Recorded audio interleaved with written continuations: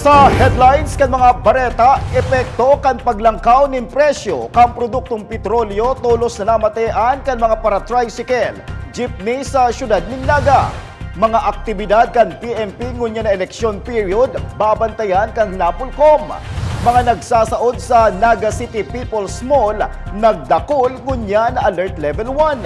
Mga wanted sa lay sa syudad ning Naga, arestado kan mga operatiba kang Naga City Police Office. Diyos marhay na hapon. Ako si Mark Mendoza, ang sa indong tagapaghatod bareta. Siring kan pinaglalaoman ang yaon sa transport sektor ang pinakaenot na nakamate kan paglangkaw kan presyo kan produktong petrolyo. Haros pare-pareho ang sa indang agrangay sa epektong dinara sa indang paghahanap buhay. Uyang sa kuyang report. Umaaray na ang gabos ng mga drivers ng pampublikong lunadan nin huli sa sunod-sunod na paglangkaw ng presyo ng petrolyo sa nasyon, maging digdi sa Bicol Region. Saro si Tatay Jonard Valencia na dati nang diit ang ganansya nin huli sa pandemya. Alagad, mas lalo pang nagbaba sa buot, ngunyan na sunod-sunod na pagrangkada ng presyo ng petrolyo. Lapit to na maray ang pagkayon, grabe. At ang maluya na, madang kaong pang gasolina.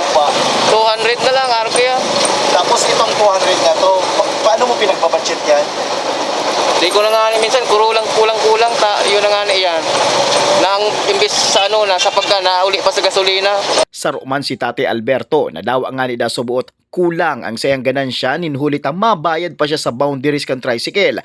Nagpapadagos lang ninhuli sa iyang sumpay buhay sa pamilya. Naapektuhan kami na kayang maraming ang gasolina nagkaparamahal. Saka sa malaya ang pasang ang pasayro, pasaro-saro. Nakakatulo lang sa pila. Dahil na kami nakaka-300. Ang tulo sa naman ng agi ko, kundi talagang tiyagaan na lang, igos na lang. Magpaninawagan ka talagang makang income. Mas lalo man ang mga jeepney drivers na dating 1,000 pesos na ang kinakarga sa maghapon, ngunyan uminaabot na sa 1,200 na gas, iyo iyan ang sa maghapon ninda. Mayo na, dahil naman bilin siyang maray, dati 500, ngunyan 300 na lang, 200. Yun naman lang, alang ka na kayang kurodo. Babar budget na lang. 500 po baga. Tapos ang crudo. 500, so nagsobra to, diyan magiging ganansya mo. Iyo po. Luwas na duman ang gasolina. Luwas na po. Sa maghapon, gura ng pinakarga mo ng crudo. 1,000. Minsan po 1,2. Nag-1,2 na nga kan sugma, naglangaw naman si crudo.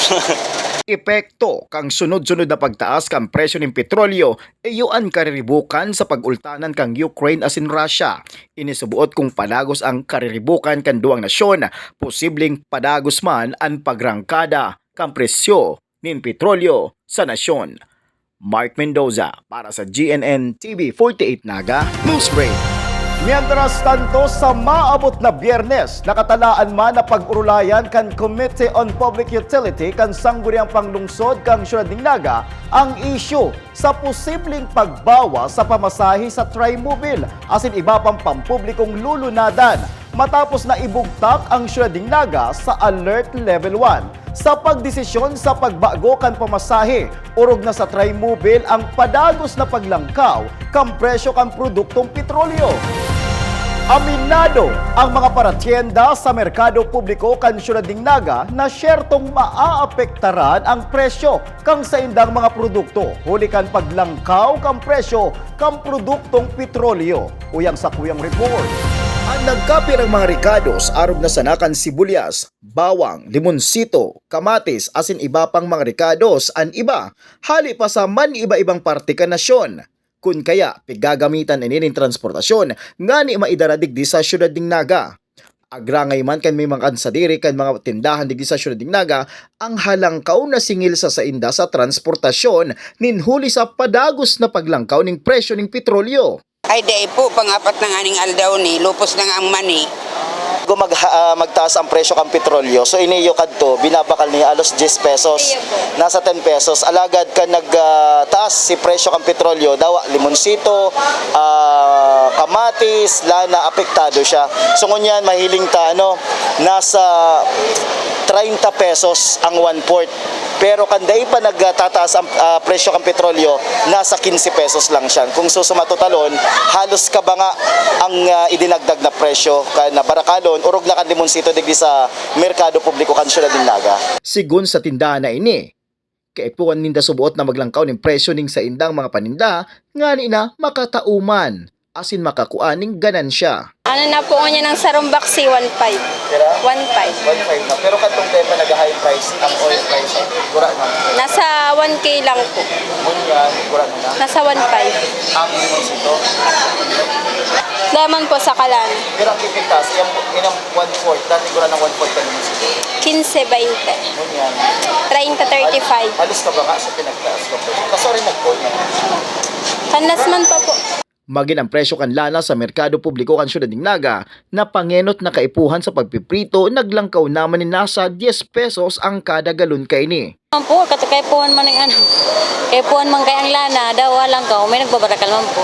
Naglangkaw na naman mga ni. Dati 1 for 10, ngunyan 1660. So, ngunyan po, gura na sa rumit siyang dana. 36 po. Sigun pa evangelista na dawa subot mahal, kadakol pa manggiraray ang mga nagbabakal nin huli sa ini, saro sa pangenot sa pagluluto. Mark Mendoza para sa GNM TV 48 Naga Newsbreak. Matapos na ibugtak sa Alert Level 1 ang bilog na Syudad ng Naga, nagdakulman ngunyan ang mga parasaod sa Naga City People's Mall. Ang bilog na detalye sa report ni Cindy Cuesta. Siyam na aldaw mapalihis na ipautob ang COVID-19 Alert Level 1 sa Syudad ng Naga. Garubalik na sa normal ang sitwasyon sa public market. Sigun sa obserbasyon ni Market Superintendent Mon Florendo, nagdugang na ang pulos kan mga parasaod. Dahil nakabuelo naman sa mga parabakal ta parasaod, yung nga niya ko nakakulay na ay salamat ngayon nakasaod man nga giraray ako. Naugma man ang mga paratsinda dahil mas dakol ng sinang napapaubos na mga produkto, mga epektos. Sa ibong kaini, pinagsyerto man na nasusunod ang minimum health standard protocols, kasabay man ang pakiulay na dai na muna iiba sa laog kan merkado ang mga aki. We are still observant kay itong proper imposition katong physical distancing. Pinapagirong dumisinda asin dahil man kami hira katong samuyang sistema ng disseminasyon ng impormasyon. Iwa kami digding market-wide na sound system. Pagirong dumigraray sinda kan na paggamit ng face mask sa gabos ng oras, siring man itong physical distancing. Nag-iikot man sa samuyang mga gwardya. May CCTV kami, pag nahiling may mga nagpupurumpol na mga tao, we make sure na may magduman na gwardiya. Just to remind, iwain darang megaphone. Pati man itong mga agihan sa muyang pagpapasiguro na klaro, tangarig buwelo ang pagsakat pagbaba ng mga tao. Pigluagan naman ang pag-check sa vaccination card, asin QR code. Cindy Cuesta para sa GNN TV 48 Naga, Movement. Sa aga na mapuon ang pang-apat na round kang National Vaccination Day digdi sa Bicol Region na matapos sa petsa 12 kang presenteng bulan. Susog sa Department of Health, CHD Bicol, target na mabakunahan ang 104,630 na mga Bicolano gamit ang COVID-19 vaccine na Gamaleya, AstraZeneca, Moderna, Pfizer, BioNTech asin Sinovac. Sa pagbabalik kang news break, mga wanted sa lay sa Syudad ng Naga, arestado kan mga otoridad. Yan asin iba pang mga bareta sa pagbuelta kan GNN TV 48 Naga News Break.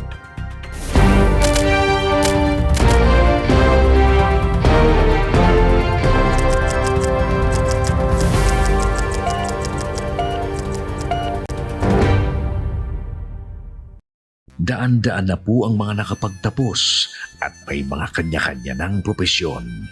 Sa kanilang pagpupunyagi, walang masidlan ang kanilang mga ngiti. Inot sa Gabos, nagpapasalamat po ako sa AKB. Gusto ko lang po magpasalamat sa Ako Bicol sa opportunity na tigtatao po arag po sa kuya na estudyante.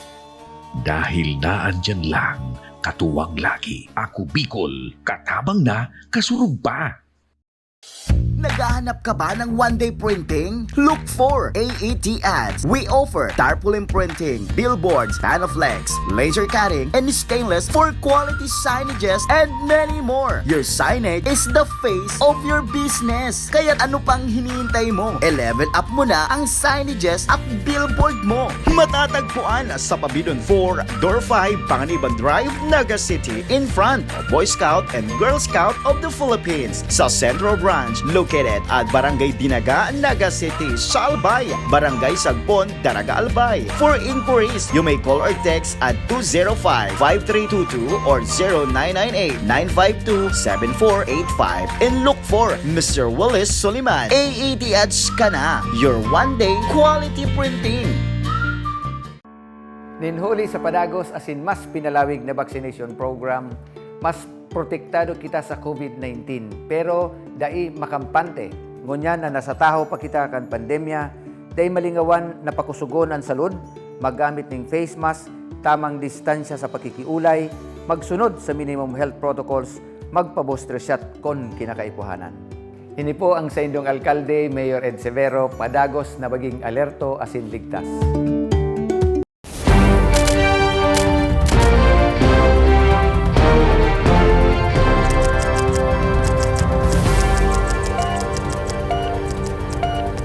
Padagos pa sa mga bareta, Napolcom entrance as in promotional examination sa Bicol. Pinag-aandaman na ang bilog na detalye sa report ni Cindy Cuesta. Andar na ang National Police Commission o Napolcom Bicol sa primerong semestre kan entrance as in promotional examination sa masunod na bulan.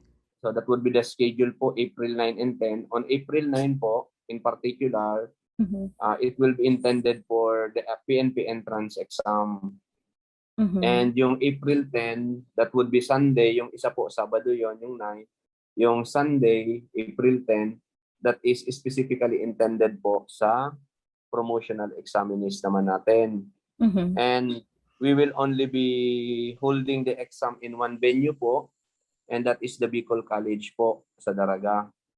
800 ang slots para sa entrance exam as in 400 slots man para sa promotional. Dahil naman ngunya nakakapagrehistro sa online. Alagad, pwede pang iproseso sa Napolcom Regional Office hasta ngunya na Biyernes pet sa 11 nin Marso. Pag PNP entrance applicants po, they have to be ready nung kanilang birth certificate, no? Which should be issued by the PSA. Yung PSA na po ngayon, hindi na NSO. So, birth certificate nila para ma-determine po yung edad kasi you will only be allowed to take the exam if you are already 21 years old but not more than 30, no? Not below 21 but not more than 30 years of age. Kaiba sa mga requisitos kan entrance examinee ang TOR, diploma, PSA birth certificate, white background 1x1 picture with name tag, siringman, and 400 pesos examination fee. Cindy Cuesta para sa GNN TV 48 Naga, Luzon. National Police Commission higot na babantayan ang mga aktibidad kan mga pulis na tatawan obligasyon ngunya na election period. Nagbubuelta si Cindy Cuesta. Babantayan kan National Police Commission o Napolcom ang hiro kan mga miyembro nin kapulisan na may papel sa eleksyon. Primero, ang pinagsarong operasyon kan Commission on Election o COMELEC asin PNP sa checkpoint sa tinampo kung sain imo-monitor kung basado sa rekomendasyon ang paagi kan pag-inspeksyon kan personahe. Mayroon bang mga signages? How many personnel na nasusunod ba yung number of personnel na inimpose ng prescribed ng COMELEC sa pagkandak ng checkpoint? Mayroon bang team leader na police commissioned officer or bakit walang officer doon? May justifiable reason ba? That's why the checkpoint is being headed by a senior police non-commissioned officer lang. Then, was it conducted during nighttime po in a lighted area, in a lighted place? Baka ang dilim-dilim, no? Were they courteous, no, during the conduct of checkpoint in accosting yung ating mga motorists?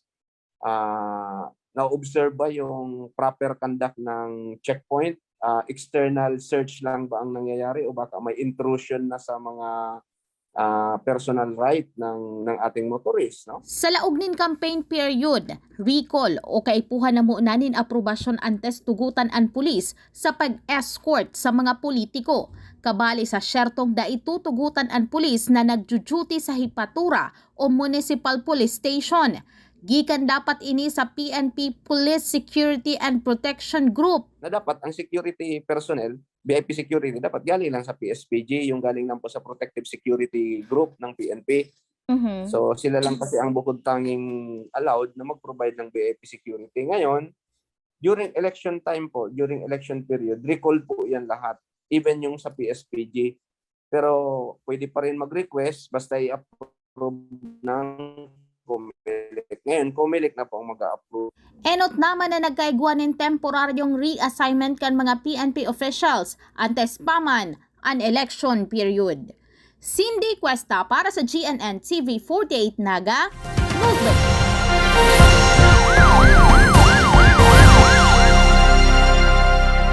Sa satuyang police report, 30,000 pesos ang inirekomendar na piyansa kan korte para sa kasong pagbalgar sa Anti-Cable TV and Cable Tapping Act of 2013.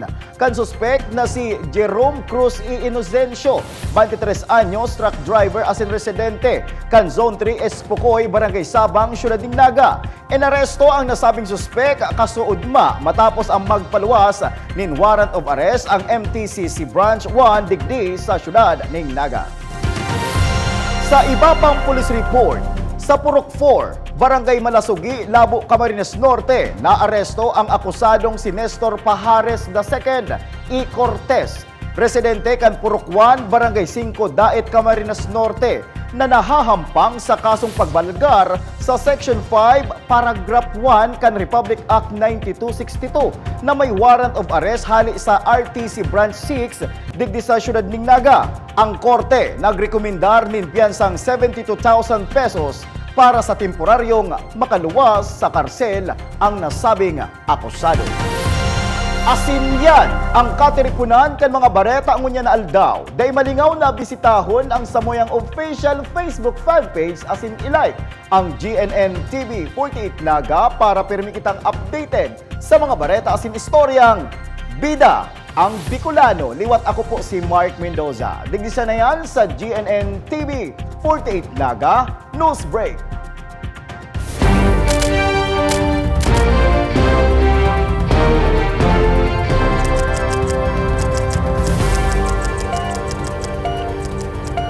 Programang ini hatod sa to kan transfer in Ninoy and Cory Avenue in front of CBD Terminal, Naga City. Ski 911. Every Filipino deserves to be beautiful. Located at Mayod Street, Naga City.